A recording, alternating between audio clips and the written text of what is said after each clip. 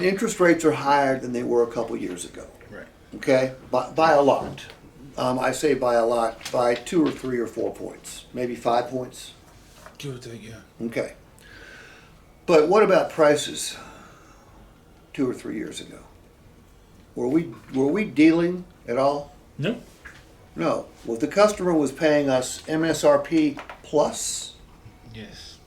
You know, I don't know what it was at this particular dealership, but nationally, the average price of a new vehicle was 10% over MSRP. And there was a list of about 20 vehicles that were going for anywhere from 20 to 35 or 40% over MSRP. I remember that list. Okay? Interest rates were lower, but prices were much higher.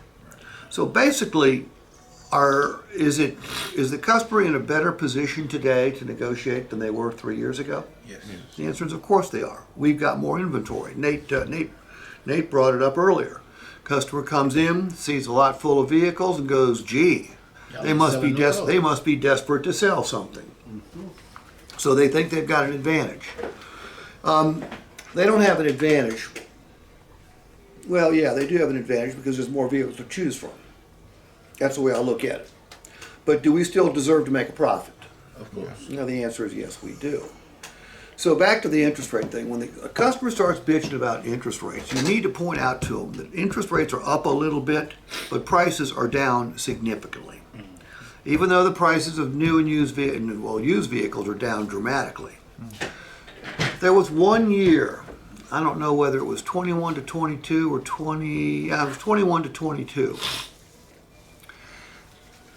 Used car prices went up 20%.